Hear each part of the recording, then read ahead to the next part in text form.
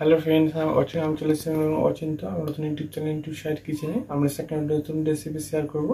সেটা হচ্ছে লাল শাক ভাজা বানিয়ে দেখাবো। সেটা বানাতে কী কী উপকরণ লাগে আসুন দেখাই। তার আগে কথা বলি, আমার চ্যানেল ভিডিও ছাড়া আছে, আপনার যদি ভালো লাগে তাহলে অবশ্যই লাইক কমেন্ট শেয়ার করুন, বেশি বেশি করে শেয়ার করুন। যদি আমার চ্যানেল নতুন হয়ে থাকেন তাহলে প্লিজ সাবস্ক্রাইব করে দেবেন, নিচে বেল নোটিফিকেশনটা করে দেবেন যাতে আপনার কাছে আগে করছে। তার জন্য লাল শাক ভাজা বানাতে কী কী উপকরণ লাগে আসুন দেখাই।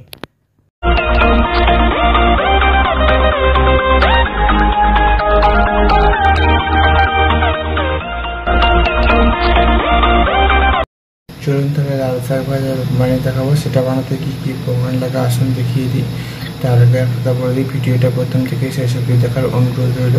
তার জন্য রেসিপিটা শুরু করি। এখানে আমি কিছুটা পরিমাণ লাল শাক কেটে ভালো করে ধুয়ে নিয়েছি। তার জন্য রেসিপিটা শুরু করি। গ্যাসটা থেকে কড়াইটা বসিয়ে দিয়েছি, কড়াইটা গরম হয়ে গেছে, এর মধ্যে আমি তেল দিয়ে দেবো। তেলটা গরম হয়ে গেছে, এর মধ্যে আমি পেঁয়াজ, লঙ্কা আর দুটো চারটে রসুন কুচি করে সেটা দিয়ে দেবো। পেঁয়াজ, লঙ্কা রসুনটা একটু ভেজে নেবো। দু চারটে কালো জিরে দিয়ে দেবো।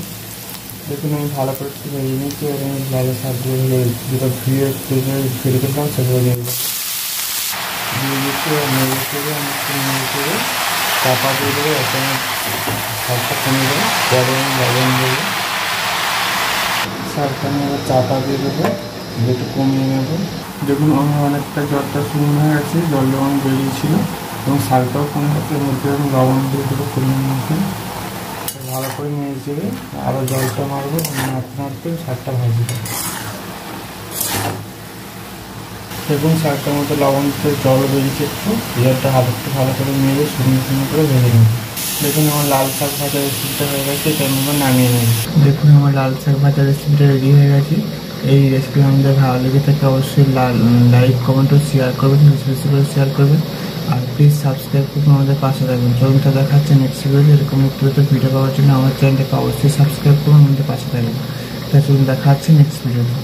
আর এটা লাল নোটে শাক, তো আপনার বাড়িতে অবশ্যই ট্রাই করবেন, আশা করি খুব ভালো লাগবে। তার জন্য দেখা হচ্ছে নেক্সট ভিডিওতে।